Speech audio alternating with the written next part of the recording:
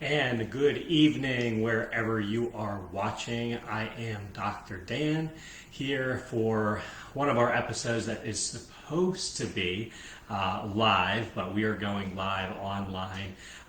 For tonight's topic, we are going to be discussing allergy, the ugly truths. So I'm going to be going over, just kind of what people experience with different allergies, maybe different severities of it, their symptomatology, and really trying to get to the bottom of how we can help and the different ranges of interventions that are out there in terms of helping that specific health challenge. One of the reasons this topic came up was the fact that it was a very interesting, a very significant, severe allergy season, quote unquote. And a lot of patients who came through our office starting probably late April, especially through May, where we just had some very hot weather in early April, and things started coming out in full force. And I had people who told me they never had allergy or sinus symptoms or congestion in their lifetime, and then they had something this year. This topic is always near and dear to my heart because I struggled when I was a young kid with pretty significant allergies. I also had asthma, which was diagnosed right around second grade.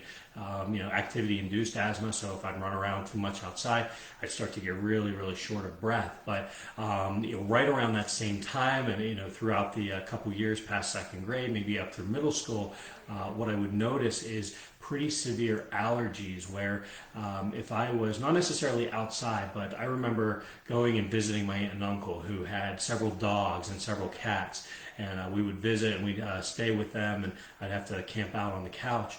I remember one significant weekend that we were there, I just had a really, really bad allergy flare up to the point where I had water streaming down my face from my eyes, watering so much I could barely keep my eyes open.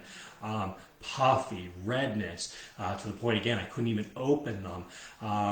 Feeling my airways closed down and congested so much with so much wet snot and mucus that was just accumulating, and every time you felt you blow your nose, more would just fill right in its place. So again, I was completely knocked out for that entire weekend that we were visiting with aunts, uncles, and cousins. Just knocked out on the couch because of those significant flare-ups of those allergy symptoms. So, I know this is a difficult health challenge for a lot of people, and unfortunately, in our society, the quick and easy answer is take an antihistamine, right? Take a mucus reliever. Take something that's going to help to quiet or calm the symptoms of your allergies down. The challenge with that is, as we always talk about, managing medications in the short term can have a good impact. It can really help you be functional in your day to day if it's a short term solution. The problem is, again, that we have a myriad of health challenges, including our allergy symptoms, that we want to quiet or hush or manage with medication treatment. And the long-term treatment or the long-term course of taking these allergy medications or medications in general can have significant effects. There are actually some studies that are starting to link the long-term usage of antihistamine medication, with other with other cancer disorders, with other, with other brain dementia disorders. So you really have to watch the long-term usage of medication. If you're using it for the short term, it can be very, very significant. But usually, when one medication leads to two.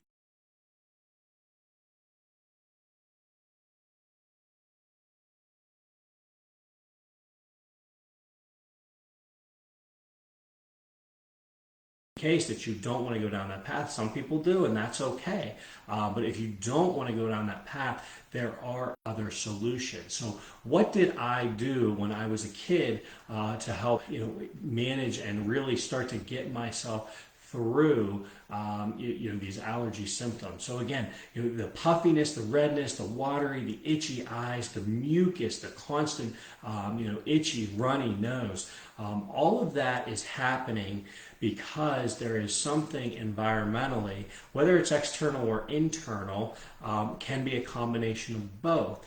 But there is something that is causing your body to have an overreaction or a hypersensitivity to whether it's an external or an internal toxin.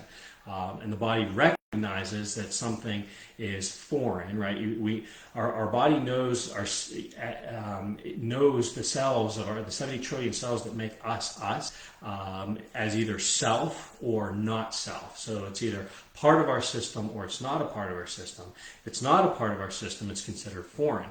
Now you could have an internal toxin that's inside the body that could still be considered foreign and dangerous, and the body wants to filter it out. Or in the case of an allergy symptom like we're talking about tonight, a majority of the time those toxins are coming from a pollen, from a grass, a tree, from a pet dander. They're coming from an external source entering into the body. And then again, the body recognizes it as foreign. So what it does is it goes into an immune response where it starts to have the mucous membranes.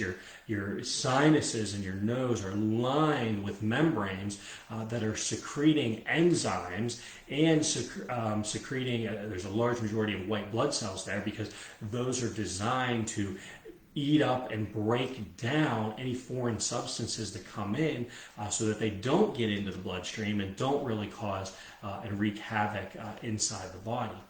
The challenge is there's a normal immune response that is supposed to occur, but the pathological or the hypersensitive response, that's where we really think of allergies. So, any individual could go outside, and if they're pulling weeds, we have a ton of weeds outside out front in our office, and you're pulling some ragweed, or you're pulling something, and you just get like this puff of something in your face. Any person, whether they have allergies or if they don't have allergies, they could have a mucous membrane response because the body's trying to trap that foreign material and break it down before it really enters into our system.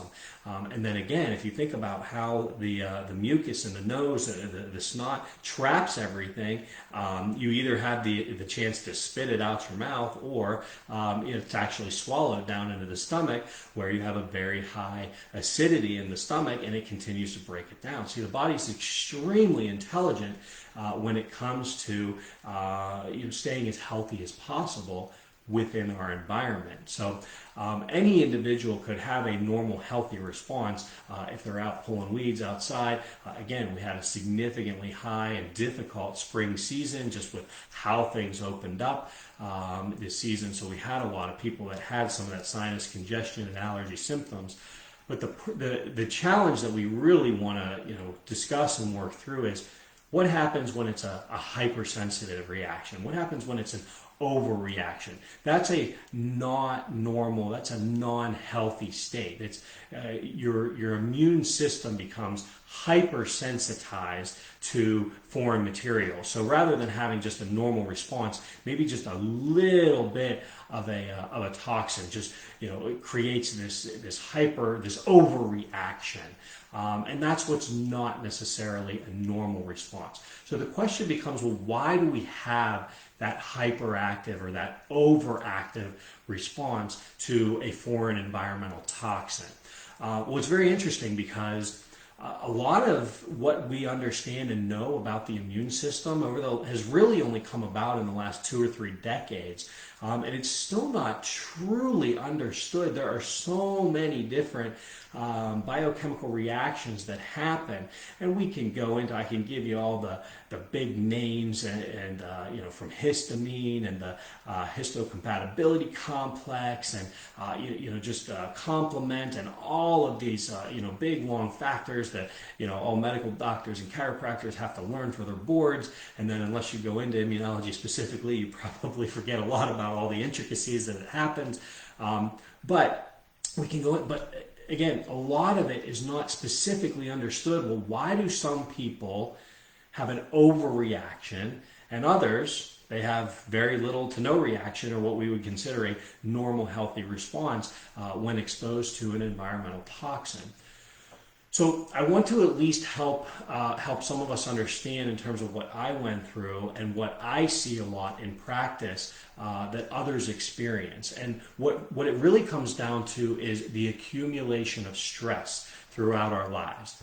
So stress can come in one of three major categories. The first one being physical stressors, okay? Physical stressors, think of either big macro traumas, so your body gets into a sports accident, you get a concussion playing soccer, you get checked playing hockey, a football injury, or something like a motor vehicle accident where you get bumped. Those are physical traumas, and those are big traumas. They also come in small little micro traumas where many of us, especially over this past year, and really where our society is headed, we're bent over our computers all the time. So those are micro traumas, micro physical stressors. So we have very poor posture where our shoulders are slouched forward, our head comes forward, and it puts a lot of stress on the spine and really our entire neuromusculoskeletal system. So physical stress is one area of stress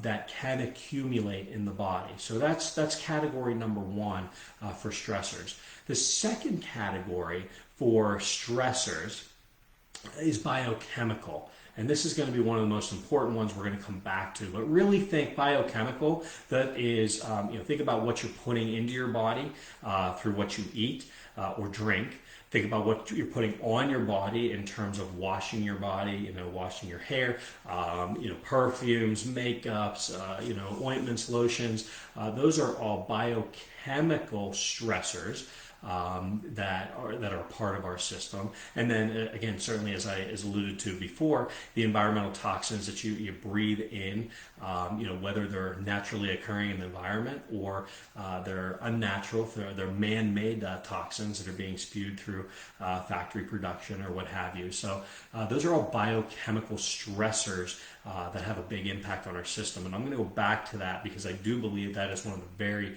strongest correlations to the hypersensitive reactions that happen in an allergy or a sinus overreaction.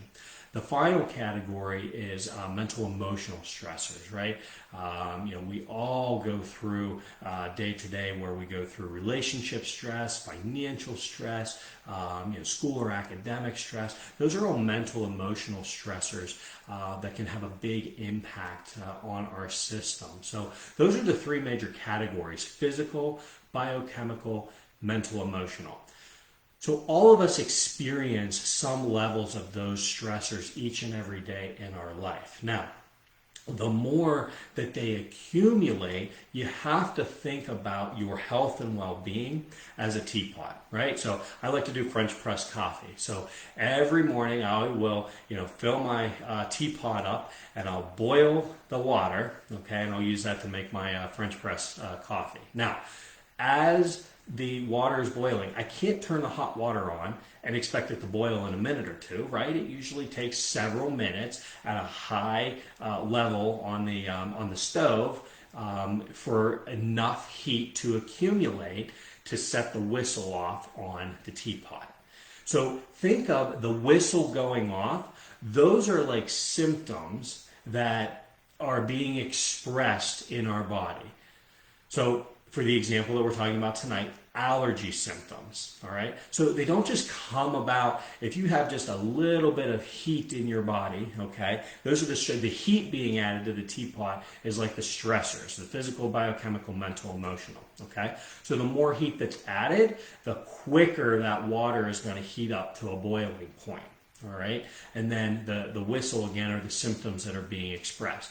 If you have a way to handle or open the valve, then you're able to release that heat, and maybe the water will never even come to boiling. You'll never experience stressors, but it's all about the accumulation of those stressors. And when the body accumulates enough stress, that's when it starts to express itself in the way of warning signals that something is starting to break down, something is not behaving appropriately.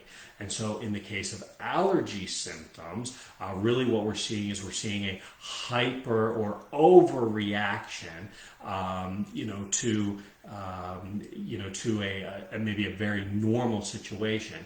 Did you ever, walk into a restaurant and, you happen to, bump into someone? All you did is you barely brushed elbows with someone and they just fly off the handle at you. Or maybe you're driving down the road and you happen to just swerve just a little bit towards someone's lane, and rather than them, maybe giving you a little honk or just, waving at you as they pass by, they're laying on their horn, flipping you the bird. They just fly off the handle, right? So the same idea, if the body is already in a very heightened state of stress, then any little environmental toxin, coming from like a season of high allergies, can start to set the body off in terms of its reaction of symptoms. Okay, so again, the physical, the mental, emotional, and really the biochemical are what are going to be very, very important when we're talking about allergy. So we have to understand that the more stressors that we have in our life without the ability to adapt and cope through them, then the more difficult it is for our body to get through it in a healthy way, and then we do start to accumulate enough stress that we start having these quote-unquote health challenges. So biochemical being one of the very most important that we need to understand when it comes directly to allergy. There are different biochemical toxins in the way of food and drink that really amplify the state of stress within the body, and it starts to impact how the nervous system and how the immune system and how the hormone or endocrine system all interact. So one thing we've heard of an inflammatory diet, right? Everyone has heard that term now. You can just Google inflammatory diet and you'll see all the major food groups that cause inflammation at a systemic level. And when we talk about systemic, there's localized, if you get like a little bee sting, I got some yellow jacket stings the other day. When you get a localized sting like that, you have a localized reaction. That's a local immune reaction. Whereas if you are eating, if you're exposed to a toxin chronically over time, then you can actually have a systemic inflammatory response. And again, that's the boiling point. As the body approaches more and more stress, it's the boiling point, so that any little foreign particle, such as a ragweed or a tree opening up, or weeds, dog hair, cat hair, any exposure to something like that can set the body off in an overreaction because it's already approaching that boiling point. So food groups that really, or certain foods, I'm not going to go into all of them. I'm going to give even more categories. Two of them, the biggest one is actually probably dairy when it comes to the overreaction and the accumulation of stress biochemically in the body. Dairy, especially straight up milk. Okay, we're taught, the dairy industry has done a fantastic job convincing everyone that we need to drink milk to get our protein, we need to drink milk to get our calcium, and that is just not the case. I have talked about this, many holistic health practitioners have talked about this for years and years and years. We are the only animals to continue to drink milk after we're weaned from breastfeeding. Okay, think about that. We're the only mammals that continue to drink milk, especially milk from another animal, that we continue to do that after we're weaned from breastfeeding. So dairy, especially milk, is designed to have, it has a ton of growth hormone in it, again, because it's made to help a baby grow rapidly in the early developmental years.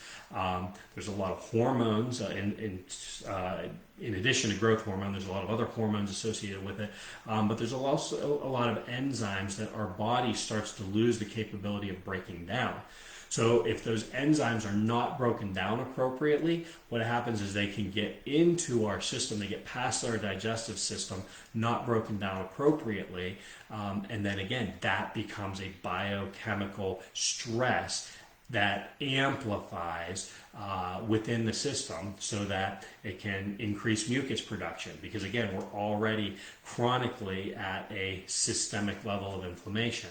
So now we get exposed to the cat hair, the dog hair, the tree, the weeds, and now all of a sudden we're sent into this spiral of the runny nose, the itchy watery eyes, the coughing, the sneezing, and again the list goes on for those seasonal allergic reactions. So if you have allergy symptoms, that was one of the biggest things that I noticed when I was younger in terms of being able to transition through allergies. I don't have them anymore, but being able to transition through allergies, making sure that you cut the dairy, especially milk. If you have young children that drink it, I would highly consider finding alternatives for protein and calcium. There are many, many out there. At the end of the day, you do not need to drink milk to get protein and calcium and your other nutrients. There are many other options, okay? So if that's one thing that you like a lot of, cut that out right away if you have allergies. Cheese is another one in the dairy group, and yogurt is another one. The problem with yogurt too is many of them are very high in sugar. Okay, so sugar is another category of food. It shouldn't be a category of food, but it's a category of calories that we intake. And sugar is extremely inflammatory in the body. In fact, sugar has been linked to almost probably every cancer that we have known, to human beings.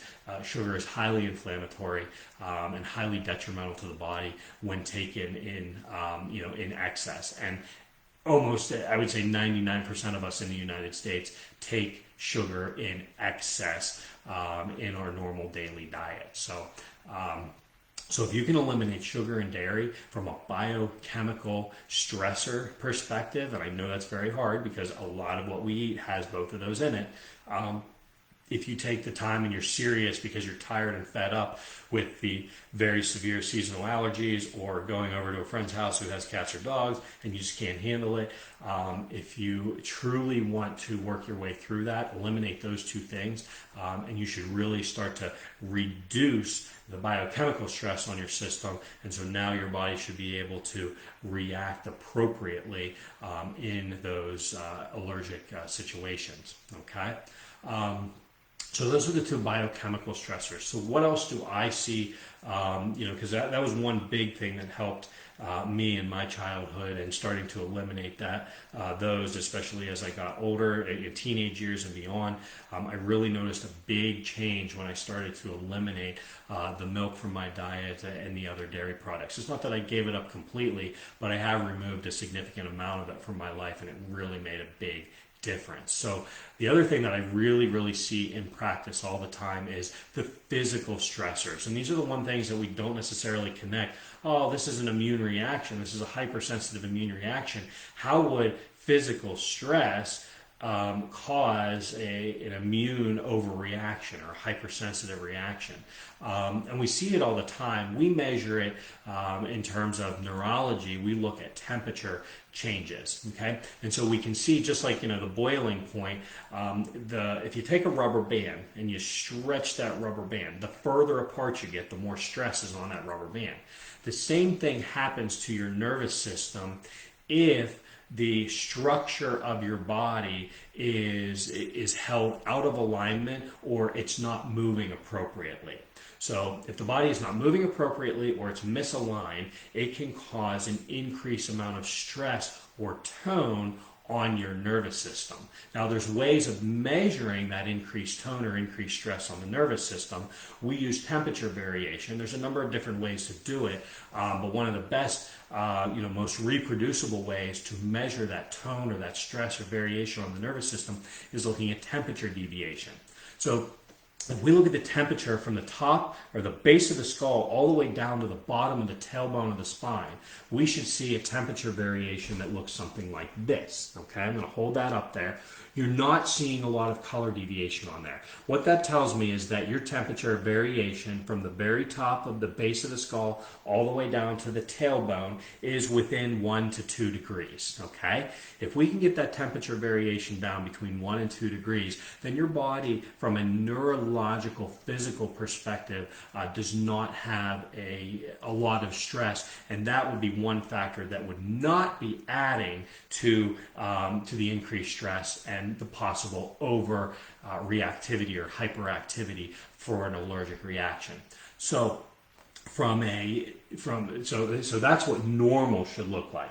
So if we have someone come into the office and someone who looks stressed, they're going to have a temperature variation of 3 degrees, upwards of 6 or 8 degrees of temperature variation, and it's going to look something like this. Okay, so the blues show up, that's colder. Okay, and so this is just one example. These reds and blues can show up in any area of the body, but this is just one example of it's very, very cold up at the very top part of the base of the spine, and then all the way down to the bottom part of the spine, it's very, very hot. So that's a 6 to 8 degree temperature swing from the very cold to the very hot. So what that's telling me is neurologically there's a lot of stress. It's like taking the rubber band and stretching that. You're increasing that physical stress on the body, so it actually creates a dissonance, a disharmony across your entire nervous system. Okay, well, your nervous system and your immune system,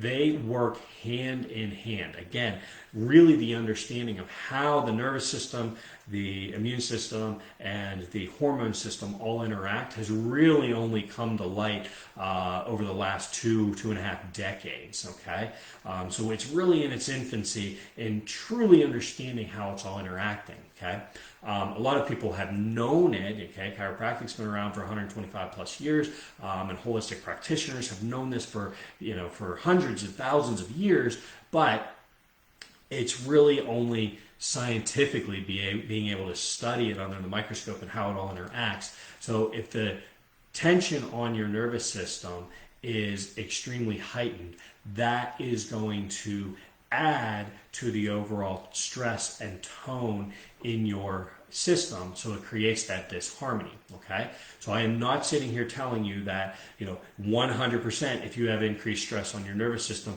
you're absolutely going to have more allergic reactions. That's not the case. But what we see is those people that do have hypersensitive allergic reactions, okay, or hypersensitive sinuses, or itchy, watery eyes, those that do have those symptoms and they also have stress on their nervous system, if we start to eliminate that stress on the nervous system and get that functioning better, the allergy symptoms start to quiet down. They start to dissipate.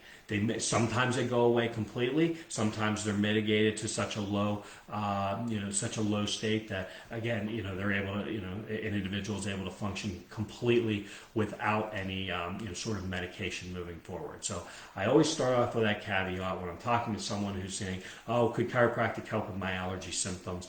At the end of the day, yes, it absolutely could. Does it help in 100% of the time? Not necessarily, but I can tell you that those who come in looking like this and leave looking like this tend to have less allergy symptoms, and they're also functioning in a very much more optimal state their health and well-being in many other areas of their life as well. So that's what we always say. There's so many side benefits to chiropractic because you come in for one health challenge. Maybe it's headaches, maybe it's neck pain, maybe it's digestive challenges.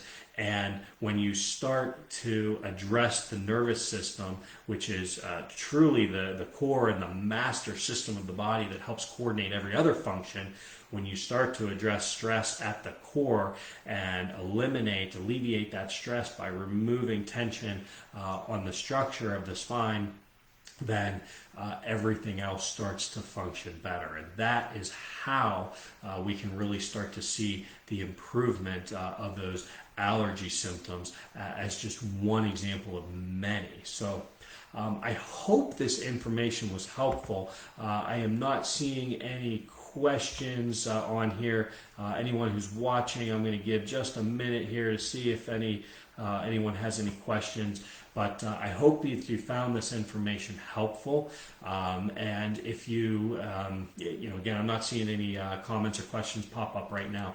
But if you would like more information, or again, you want to talk a little bit more personally about, your allergy symptoms, and really see how that you could impact those without the use of medication, feel free to reach out to our office. I always tell people torofamilychiropractic.com. You can do the contact us. Again, I never charge anyone just to give our office a call, and if they just want a quick 10-minute, 15-minute conversation, we can really get to the bottom quickly on whether or not chiropractic could be a good fit. I always want to make sure, first and foremost, anyone who comes into my office, they feel like they're in the right place and they feel like it's a good fit for their health and well-being. So for all of those who joined us now, or you're watching this in the future past the live stage, thank you so much for joining us for our What the Health class.